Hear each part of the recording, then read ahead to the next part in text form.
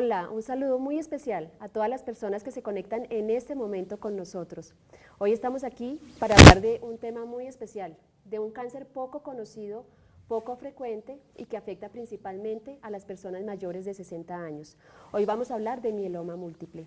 Para hablar sobre mieloma múltiple tenemos un invitado muy especial y es el doctor Humberto Martínez, especialista hematólogo del Instituto Nacional de Cancerología y asesor médico de la Fundación Colombiana de Leucemia y Linfoma, quien ha aceptado hoy nuestra invitación para ayudarnos a entender más sobre este tipo de cáncer y solucionar todas las dudas e inquietudes que podamos tener. Doctor Martínez, bienvenido.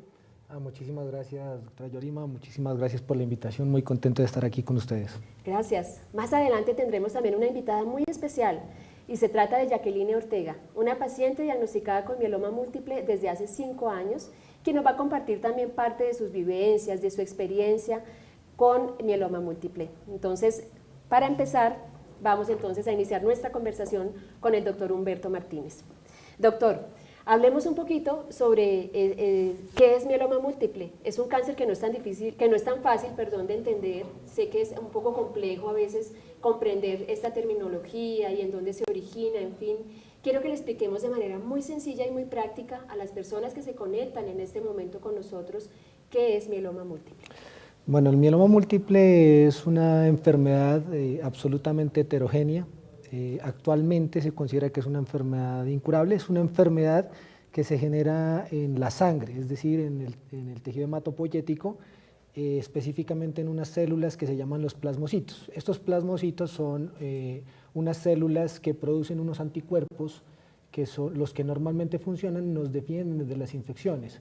Pero estas células del sistema hematopoyético, estas células sanguíneas, adquieren una serie de cambios, una serie de mutaciones, digamos, dentro de su aparato genético, que son capaces de convertirse en tumorales, y es cuando vienen entonces las características propias de la enfermedad o lo que caracteriza la enfermedad, que si bien es cierto es un cáncer, pues produce unos daños que se pueden confundir con otras enfermedades, y esa es la razón por la que muchas veces es difícil de diagnosticar, es mucho más frecuente en personas mayores, como usted lo decía, y existen unos factores de riesgo, pues, digamos, reconocidos actualmente. Digamos que el comportamiento de la enfermedad actualmente en el mundo es mucho más frecuente en personas afro, ¿sí? Actualmente lo que nosotros creemos es que es una enfermedad que está infradiagnosticada, por lo que nosotros, digamos, hemos dilucidado un poco acerca de la epidemiología local. Háblenos un poquito más sobre esas cifras. ¿Qué tanta incidencia, qué tan frecuente es esta enfermedad en Colombia y en el mundo? Entonces nosotros tenemos, digamos, de forma importante varios sitios de donde referenciar la epidemiología. En nuestro país, digamos, tenemos la posibilidad de tener unos registros poblacionales de cáncer que involucran a 4 ciudades, digamos, importantes en Colombia, que digamos, el registro poblacional de cáncer está soportado por el Instituto Nacional de Cancerología y habla o da cuenta de que en el país el diagnóstico de mieloma múltiple, la prevalencia debe estar alrededor de 2.800 casos, con una incidencia de más o menos 1.200 casos al año. En Colombia. En Colombia, pero entonces digamos que eso se contrasta un poquito con lo que nosotros tenemos de información sobre lo que es la cuenta de alto costo. Por supuesto que si somos estrictos, necesariamente estrictos, no podremos tomar datos, digamos, de incidencia o de prevalencia de la cuenta de alto costo, porque pues existe un registro, un subregistro. Correcto. Pero da cuenta de más o menos unos 300 a 400 casos al año, con una prevalencia, pues digamos, menor. Es importante que se contrasten, digamos, estas cifras para que nosotros logremos entender qué es lo que está sucediendo con los pacientes de mieloma múltiple en el país, porque creemos que hay muchos pacientes que finalmente terminan teniendo la enfermedad, pero no terminan siendo diagnosticados y aún menos tratados, o muchos pacientes terminan siendo diagnosticados, pero terminan no teniendo un tratamiento oportuno, por lo tanto no son digamos, registrados. De otra manera, nosotros tenemos la posibilidad en este momento, o lo estamos desarrollando, un estudio con la Universidad del Bosque sobre tratar de determinar la epidemiología local, nacional, digamos, y territorial del mieloma múltiple, porque creemos que es más frecuente en unas zonas que en otras. Por ejemplo, nuestra presunción es que hacia el Chocó, que es la población afro, en donde puede haber digamos, un comportamiento más frecuente y más agresivo de la enfermedad o en el Valle del Cauca, y eso es lo que queremos dilucidar con el estudio que estamos adelantando con la Universidad del Bosque. Gracias, doctor. Entonces, atención a ese primer dato tan importante. A pesar de que los datos de la cuenta de alto costo nos hablan de una incidencia de 300 a 400 casos año para Colombia, las estimaciones internacionales nos dicen que pueden ser hasta 1.200. Sí. Entonces puede haber muchas personas presentando síntomas que han acudido al médico pero que aún no han sido diagnosticadas. Y de ahí la importancia entonces de conocer los síntomas, doctor Martínez. ¿Cuáles son los síntomas de esta enfermedad? Porque lo que vemos es que son síntomas muy inespecíficos que muchas veces, y además por tratarse de personas mayores, son confundidos con otras dolencias. Cuéntenos precisamente cuáles son esos síntomas. Claro que sí. Hay algo bien importante y es que, digamos, dentro de lo que se informó en su momento por la cuenta de alto costo, se consideró que dentro de las neoplasias hematológicas el mieloma múltiple es, digamos, el más frecuente por encima de otras enfermedades. Eso quiere decir que, digamos, tenemos una incidencia, digamos, importante y probablemente, digamos, esto se ve reflejado también en el subdiagnóstico. Como usted lo dice claramente, estos síntomas se confunden con los síntomas de otras enfermedades y eso hace que muchas veces se confundan, no porque las personas de pronto no tengan la experticia, sino que se hacen muy similares a otras enfermedades. Uno de los digamos, síntomas más frecuentes en el mieloma múltiple es el dolor óseo. Y del dolor óseo, digamos, pues puede existir un dolor óseo generalizado o uno que es bastante frecuente, que es el dolor lumbar. Entonces, dolor en los huesos, para que nos entiendan todas las personas que están allí conectadas. Dolor en los huesos, que pueden ser principalmente, ¿qué huesos, doctor? Pueden ser todos. Generalmente las personas se quejan mucho de dolor external, del dolor aquí en el pecho o de dolor lumbar, como lo decía hace un momento. Y muchas veces, pues, estos síntomas, al ser síntomas de personas mayores también, con otras enfermedades degenerativas o con síntomas, por ejemplo, asociados a problemas musculares, pues termina siendo diagnosticado como una lumbalgia mecánica o a veces como una lumbalgia inflamatoria de otro origen, por ejemplo, autoinmune. Terminan siendo diagnosticados como costocondritis frecuentemente. Entonces, digamos que el dolor óseo, que es uno de los síntomas más frecuentes, hace que se confunda con otras enfermedades como las degenerativas, la osteoartrosis, la artritis, los problemas musculares, los problemas de espasmos musculares lumbares. Hay otra sintomatología y pues digamos que el hecho de que sea mucho más frecuente en personas mayores hace que de pronto no le paremos tantas, o digamos no le demos tanta importancia a esos síntomas, pero esos síntomas de fatiga, por ejemplo, las personas que terminan teniendo un poco menos de energía o que se quejan de que probablemente no quieren levantarse de la cama o que quieren permanecer en la cama un poquito más de tiempo que si un doctor tiene más de 60 años, el médico podría decirle pues que es normal esa edad, ¿cierto? Claro. Pero entonces es importante notar esos cambios, ¿sí? Y es muy importante, por ejemplo, en todos estos síntomas, que además, digamos, el mieloma múltiple ataca al riñón y pues puede haber complicaciones desde el punto de vista renal. La persona que empieza a tener síntomas urémicos, dolores de cabeza, dejar de mareos, dejar de dormir bien, tener un aspecto, un color diferente en su piel por la anemia, por la uremia o por el compromiso renal. Digamos, hay muchas cosas muy importantes ahí y pues obviamente esto puede confundirse con otras cosas, inclusive pues digamos con cosas que muchas veces se pueden ser achacados a la misma edad. Correcto. Cuando nosotros vemos los informes en las historias clínicas, y eso es algo en lo que estamos trabajando en algunos estudios, las fechas de inicio de los síntomas contrastada con la fecha del diagnóstico, estos síntomas pueden estar muy atrás, es decir, pueden llevar años con los síntomas. Entonces, si bien es cierto, los síntomas pueden ser muy rápidos, hay pacientes que los desarrollan de una forma larvada también y eso hace pues, que el diagnóstico sea un poco más difícil, pero es importante tener en cuenta esos pacientes que consultan varias veces, pacientes mayores, pacientes que se tornan con una coloración digamos diferente en la piel, más pálidos o que son urémicos, esa coloración terrosa, por ejemplo, que habla de que puede existir un problema renal, las fracturas patológicas. Nosotros no quisiéramos que los pacientes lleguen con fracturas a la consulta, eso quiere decir que la enfermedad está muy avanzada, pero en un estudio que se llevó a cabo en el 2015 aproximadamente en el Instituto Nacional de Cancerología, pues se dio cuenta de que hay muchos pacientes que llegan con eventos relacionados con el esqueleto, con fracturas patológicas y eso, digamos, pues hace que el tratamiento sea un poquito más difícil porque la rehabilitación es muchísimo más difícil y la mortalidad se aumenta. Esos son los síntomas de la enfermedad.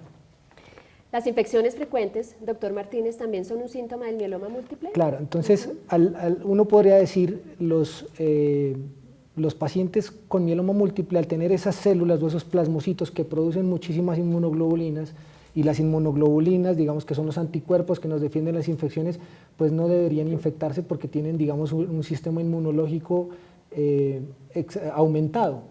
Pero lo que sí sucede es que esas defensas que se producen, esa proteína anormal que produce el cuerpo, no es funcional. Entonces esas inmunoglobulinas, esas defensas que terminan teniendo, digamos, como un estallido, como un crecimiento descontrolado, no funcionan bien. Entonces las personas terminan infectándose muchas veces por bacterias que nosotros llamamos gérmenes encapsulados, entonces terminan teniendo enfermedades como la neumonía, la sinusitis, las meningitis, y ese, digamos, es un grueso de pacientes que consultan también. Entonces, cuando vemos nosotros los síntomas también iniciales, vemos que son pacientes que consultan frecuentemente por infecciones a repetición también.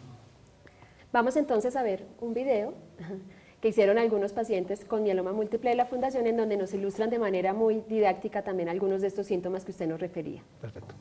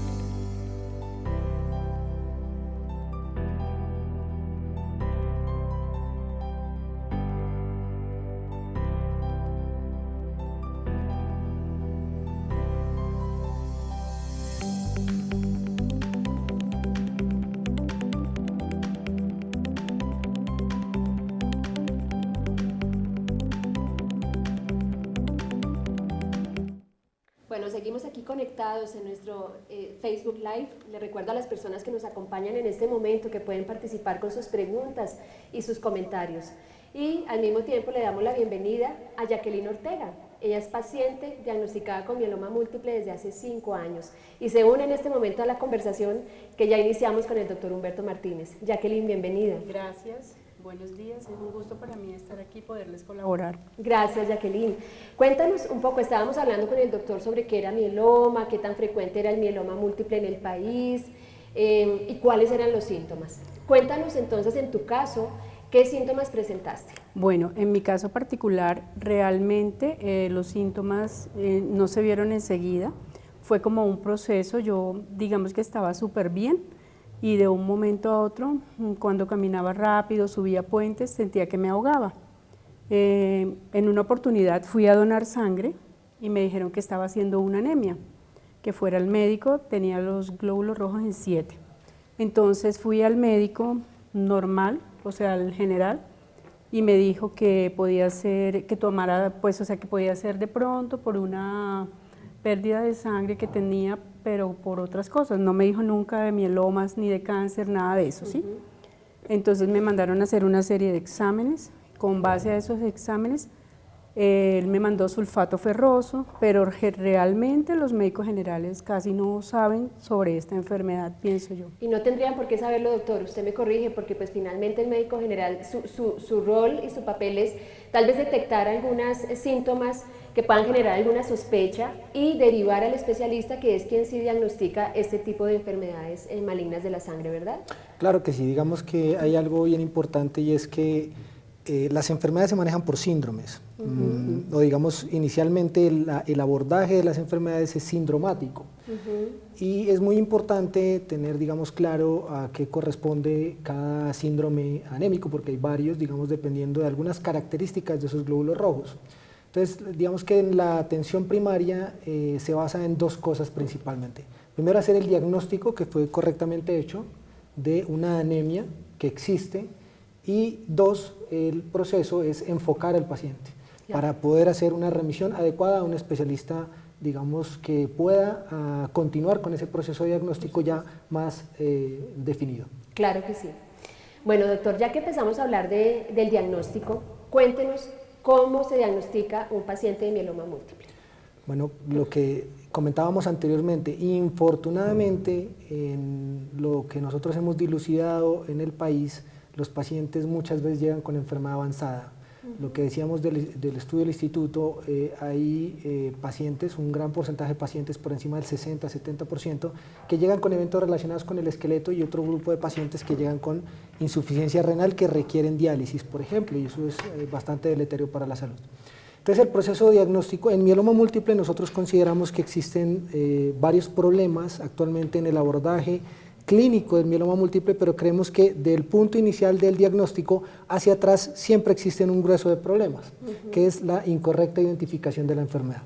En eso es lo que nosotros queremos incidir actualmente desde el Instituto Nacional de Cancerología y desde la Asociación Colombiana de Hematología y Oncología, por supuesto con ayuda de ustedes, de la Fundación, para poder hacer que sea un poco más fácil el diagnóstico de los pacientes con mieloma múltiple, acudiendo a identificar algunas cosas que ya en la literatura existen, que le pueden ayudar a uno a identificar, digamos, rápidamente a los pacientes de mieloma múltiple.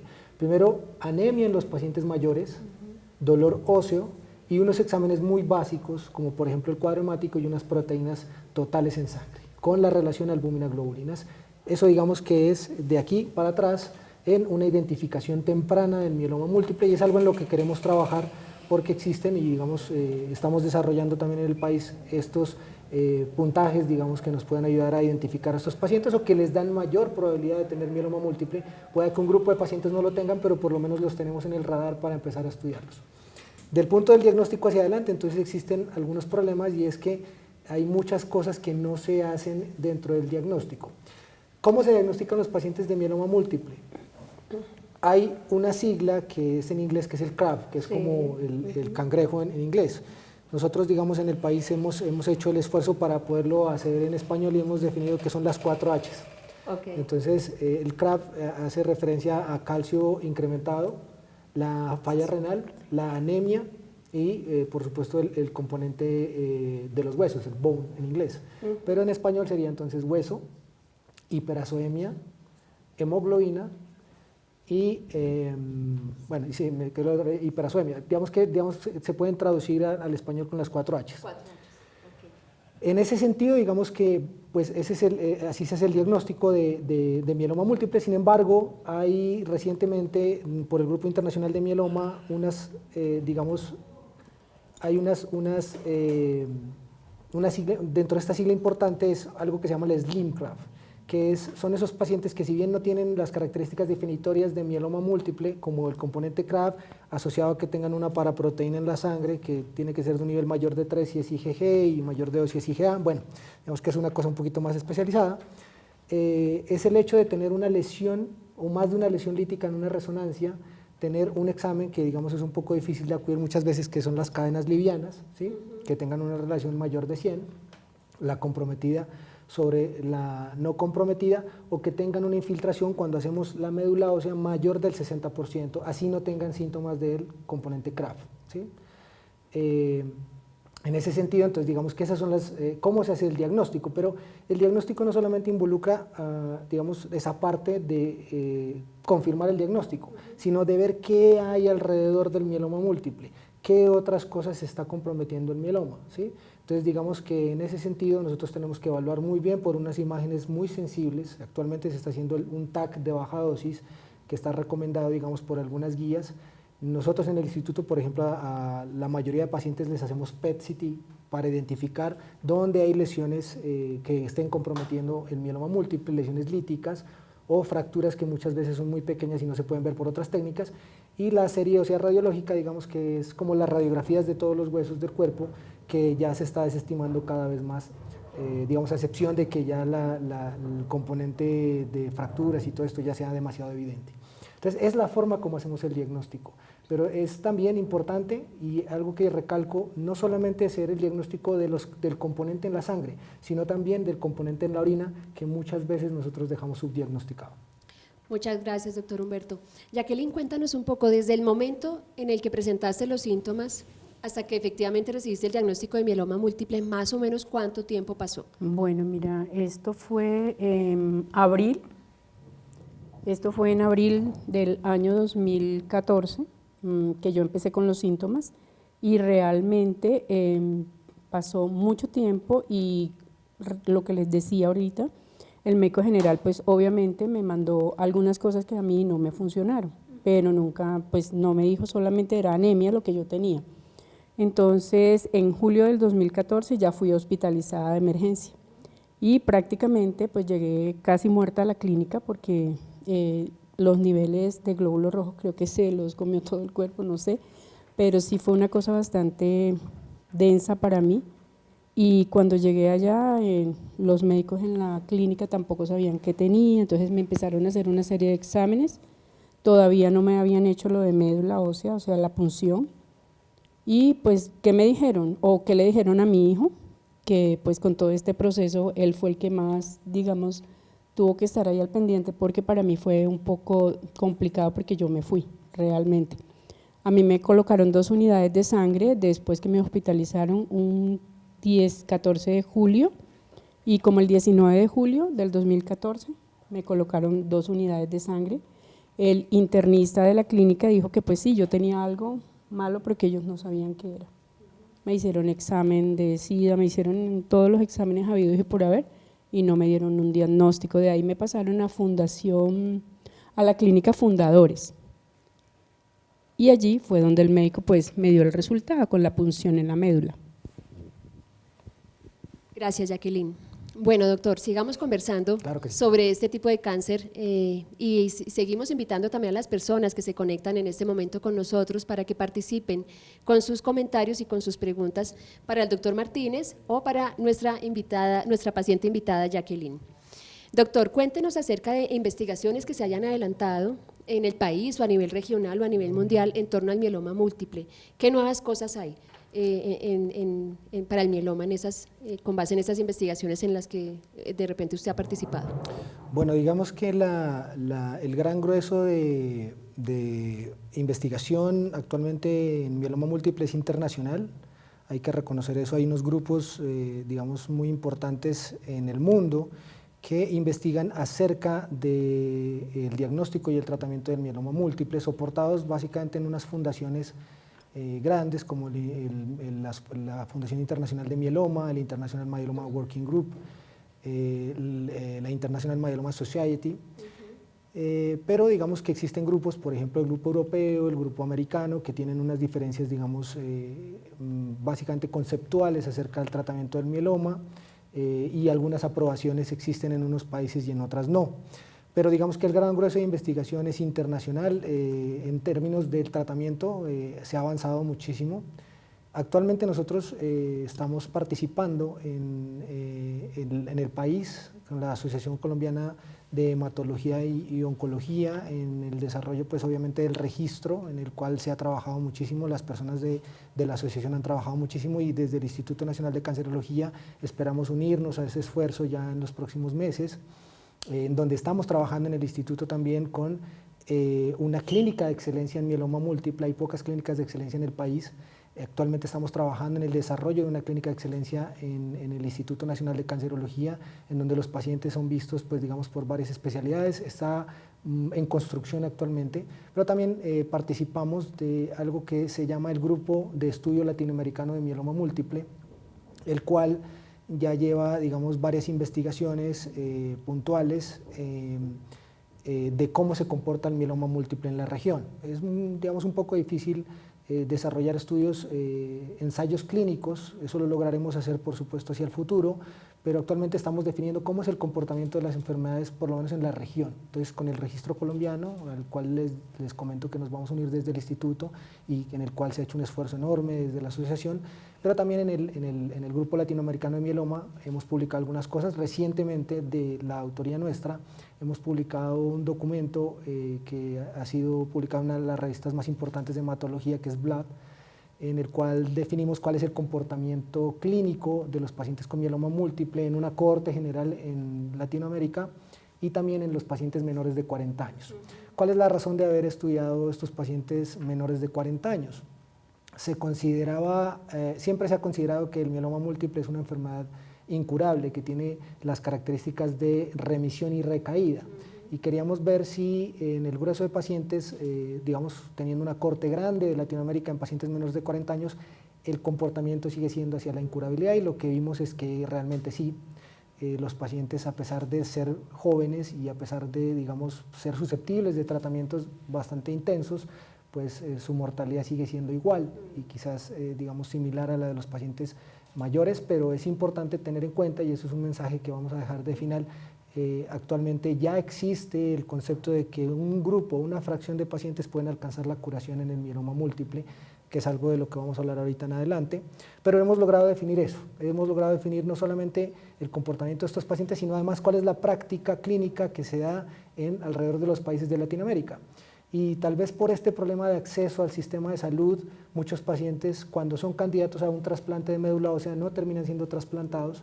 Lo que logramos ver con estos pacientes menores de 40 años es que algo más de la mitad solamente logran trasplantarse, y algo menos de la mitad logran acceder a una terapia de mantenimiento que logre controlar la enfermedad a largo plazo. Entonces, digamos que esas son las investigaciones en las que estamos participando. El instituto actualmente lleva corriendo varios estudios en mieloma múltiple. Hemos mostrado algunos ya en la revista colombiana de hematología y oncología, y digamos que pues en el futuro es nuestro encargo poder investigar muchísimo más sobre esta enfermedad. Gracias, doctor Martínez. Es importante saber que todos estos estudios se están desarrollando y que esto puede, desde luego, tener beneficios para los pacientes que actualmente tienen esta enfermedad y los que a futuro se van a diagnosticar. Quiero ahora que hablemos de algo no menos importante, y es toda esa parte de las emociones y del estado de ánimo. ¿Cómo se afecta esta área emocional en un paciente cuando es diagnosticado con mieloma múltiple o con cualquier otro tipo de cáncer? Quiero que nos hable un poco de eso, Jacqueline. ¿Cómo usted, cuando fue diagnosticada, qué recuerda acerca de lo que pensó, sintió? Tal vez un poco que nos hable acerca de los temores, de los miedos que tuvo. Compártanos un poco sobre esa vivencia. Bueno, el primer miedo que uno siente cuando le dicen cáncer es: estoy muerta, más o menos.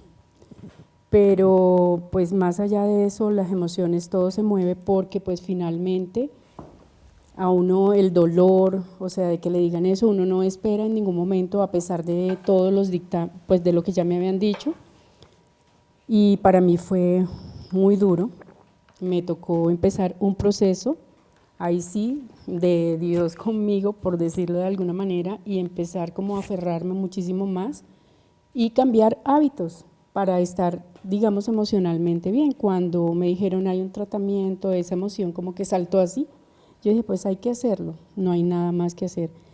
Pero de llanto, un día, cuando me dieron el dictamen, fue tirada en la cama, yo dije, ¿para qué me hago nada si me voy a morir? Más o menos eso. Pero realmente hay vida más allá del cáncer. Eso me gusta, Jacqueline, poderle decir a los pacientes que a pesar de que el impacto inicial sea así de fuerte, porque realmente no es para menos, no nos están diciendo que tenemos una gripe, nos están hablando de una palabra a la que todos en general le tenemos mucho miedo, y es cáncer.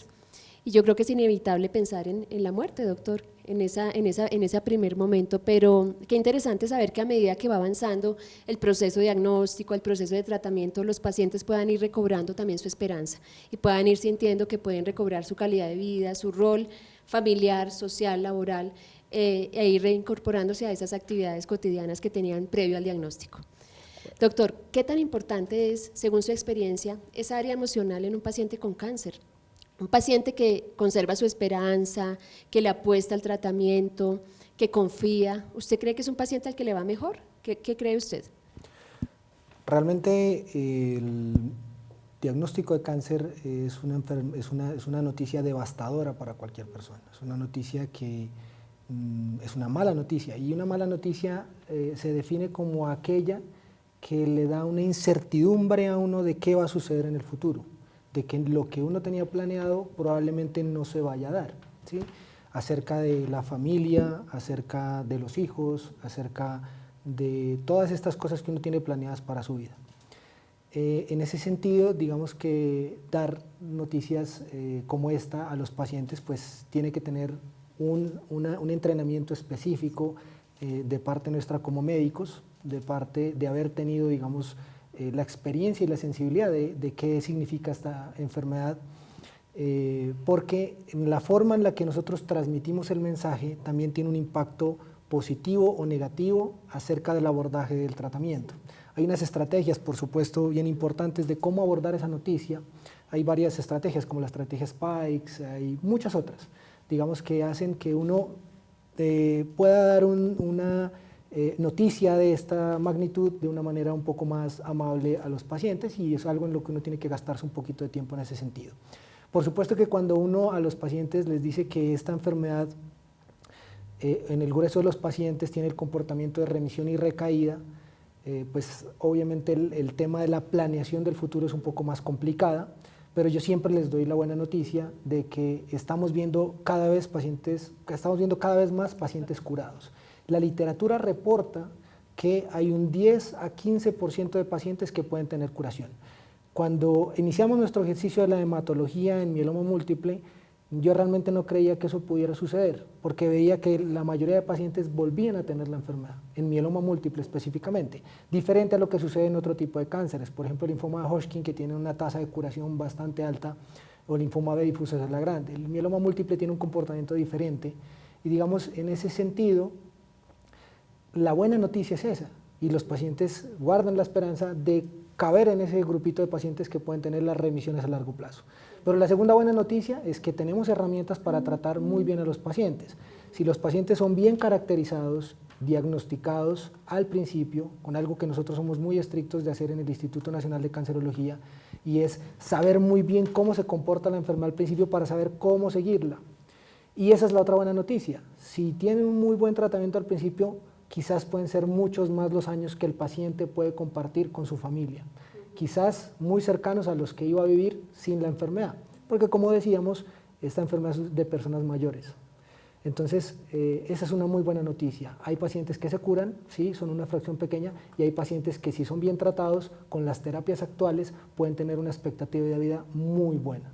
Ese abordaje, digamos, del que hablábamos, de dar esa noticia de esta forma o de esta manera, no como decía un buen amigo que es el doctor Alejandro Gaviria, como la tiranía de la esperanza, que es decirle a la persona que todavía puede haber oportunidades cuando ya no las hay, sino de decirle a los pacientes la verdad, en el sentido de que su tratamiento puede ser efectivo, puede ser exitoso y que puede tener una adecuada calidad de vida, que tienen que tener unos controles adecuados con el hematólogo, entrenado por supuesto en estas enfermedades para el reconocimiento de las complicaciones.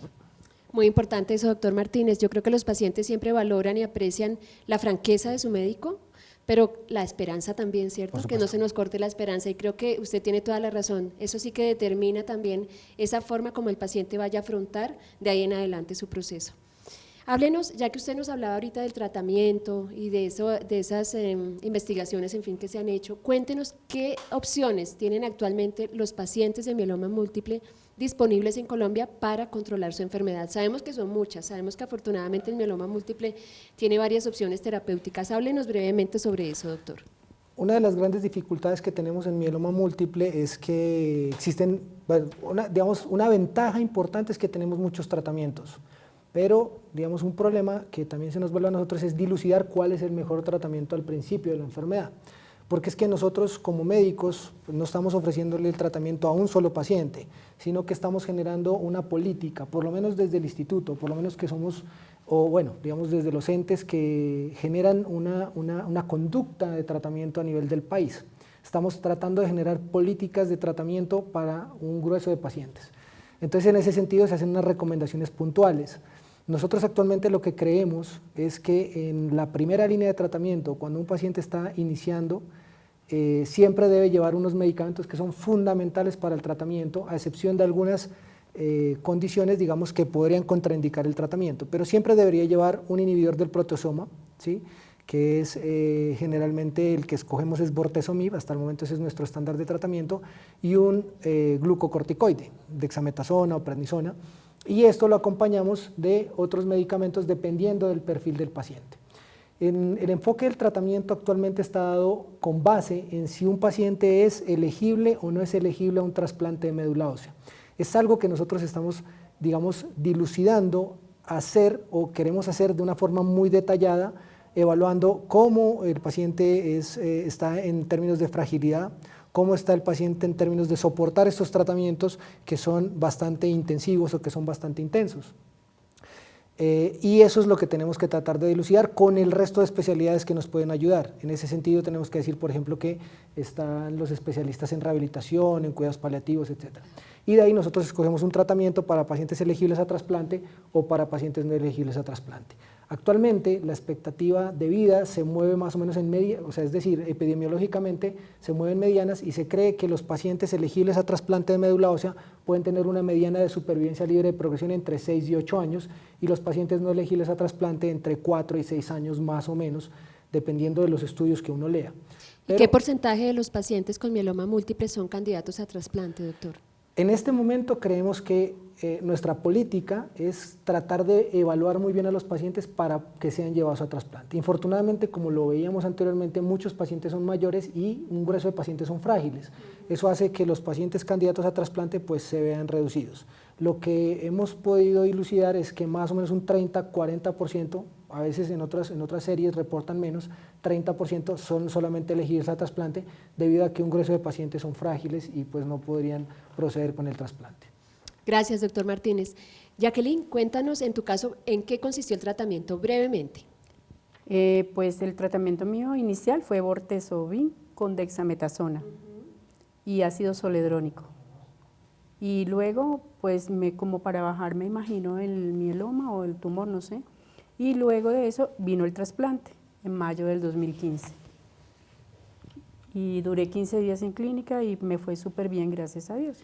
¿Y desde mayo del 2015 no hemos tenido recaída del mieloma? Tuve una recaída en el 2017 y me la trataron con otro medicamento que fue el lenalidomida, dexametasona y ahora no recuerdo el nombre de otro. Carfilzomib. Carfilzomib, correcto. Creo que esa es una buena noticia, doctor Martínez, y es que a pesar de que está la mala noticia, entre comillas, de que esta es una enfermedad que puede presentar recaídas, la buena noticia es que siempre se puede tratar. Claro, hay otros tipos de cáncer hematológicos que después de recaída ya no hay muchas opciones, pero en el mieloma eso es muy diferente, ¿no? ¿Siempre hay opciones para tratar un paciente recaído? Sí, digamos que en este momento consideramos siempre dar la mejor terapia al principio, para garantizar, o bueno, digamos para asegurar que el paciente se vaya a comportar como el estudio lo hizo. Es difícil porque los estudios tienen pacientes ideales, tienen pacientes, digamos, que llenan unos criterios de inclusión y exclusión que los hacen los mejores candidatos para la terapia y quizás uno no pueda emular lo que sucedió en el estudio, pero sí puede acercarse mucho a lo que sucedió y muchas veces, no en contadas ocasiones, digamos, vemos que a los pacientes les va muchísimo mejor que en los estudios clínicos. Entonces, la idea en estos pacientes es dar la mejor terapia al principio y en las recaídas también ofrecer las mejores terapias. Entonces, como decíamos inicialmente, y como en el caso de nuestra paciente, se utilizó bortezomib dexametasona y un trasplante que está absolutamente adecuado y tuvo un comportamiento hacia tener una recurrencia de la enfermedad, una recaída que fue perfectamente tratada con estos medicamentos, por supuesto, en el que el paciente podría ser candidato incluso, dependiendo de la duración de la primera remisión, a un segundo trasplante de médula ósea que podría garantizar en un 10% de los pacientes una remisión superior a lo que pasó en el primer trasplante. El 90% generalmente tienen una duración de la remisión menor. Pero existen alternativas en el tratamiento de la recaída. Nosotros por estudios hemos visto que las remisiones después de la recaída son un poco más cortas, pero puede pasar que los pacientes tengan remisiones más largas que lo que ocurrió al principio. Y tenemos varios medicamentos actualmente y tecnologías en el país para tratar a estos pacientes.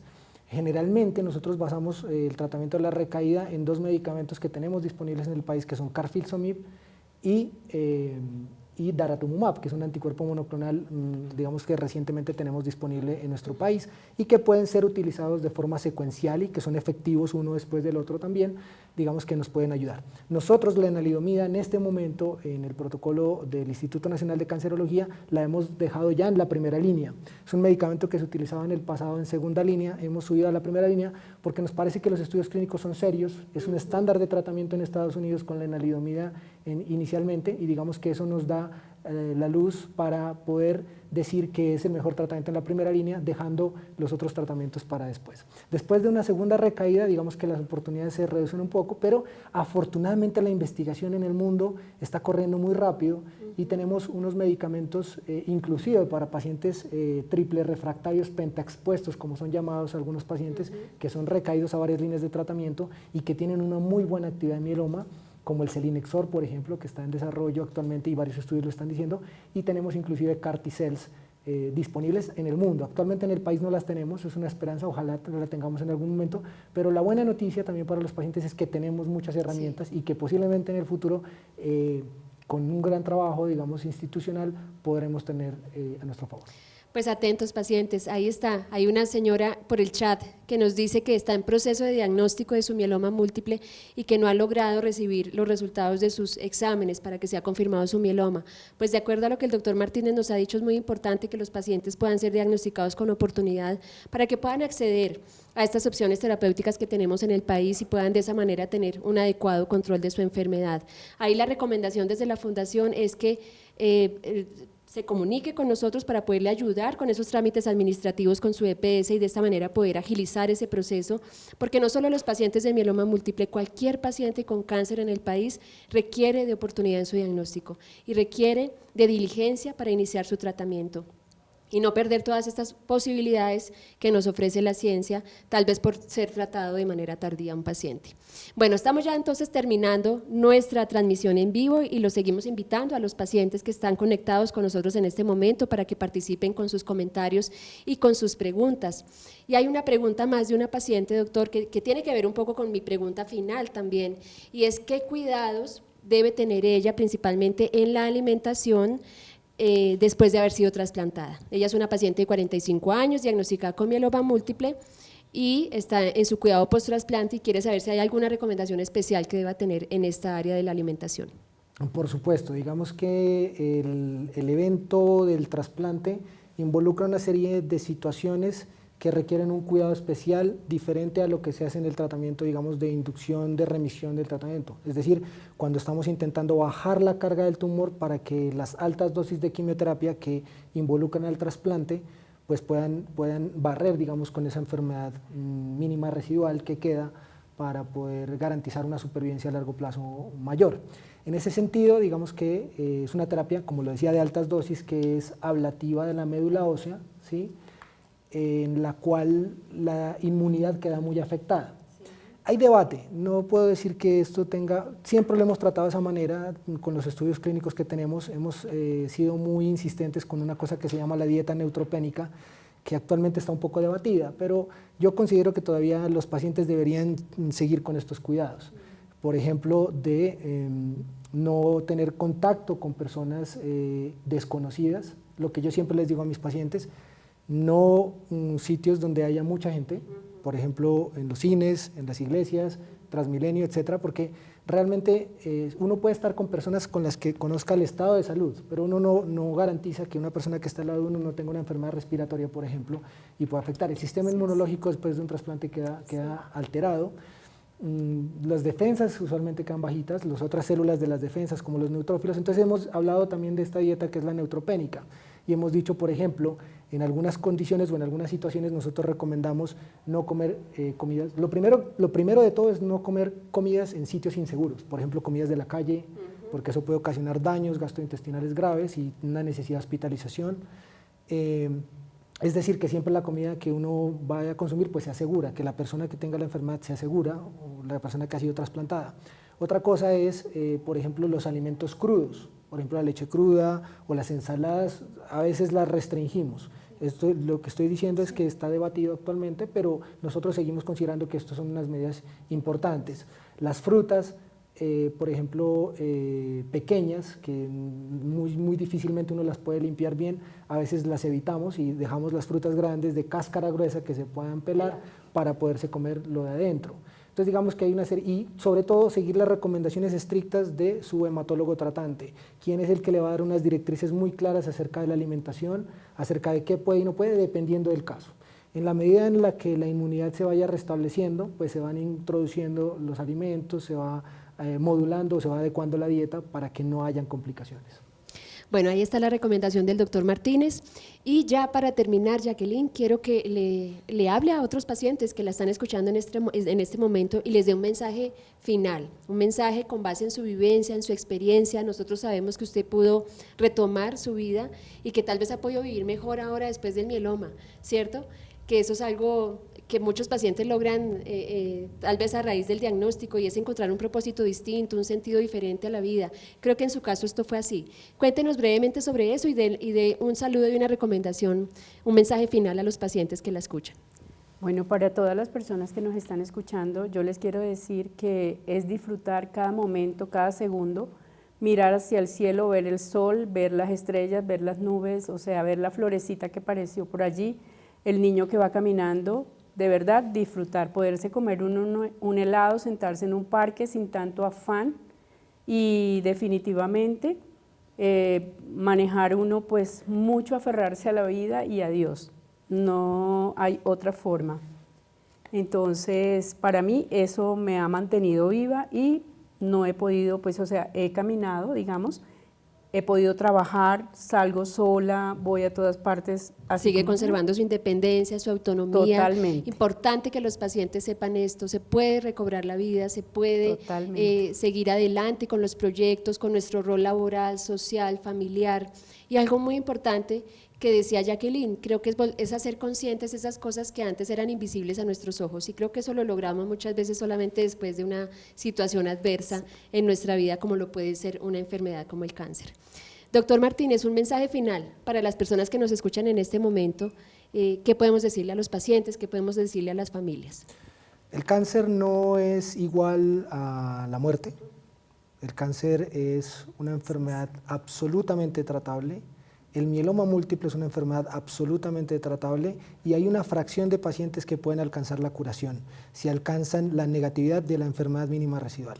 El mensaje final es a tener esperanza, a acudir a un sitio con experiencia en el tratamiento de pacientes con mieloma múltiple y de siempre generar esa expectativa de continuar con los proyectos que hayan tenido en su vida siempre de la mejor manera, acompañados por supuesto. Y el mensaje a mis colegas médicos de la periferia, médicos generales, es hacia concientizarse. Esta es una enfermedad que tal vez estamos infradiagnosticando y que necesitamos, por supuesto, un entrenamiento para poder identificarla de una forma temprana y poder tener unos desenlaces tan maravillosos como los que ya tuvo nuestra paciente.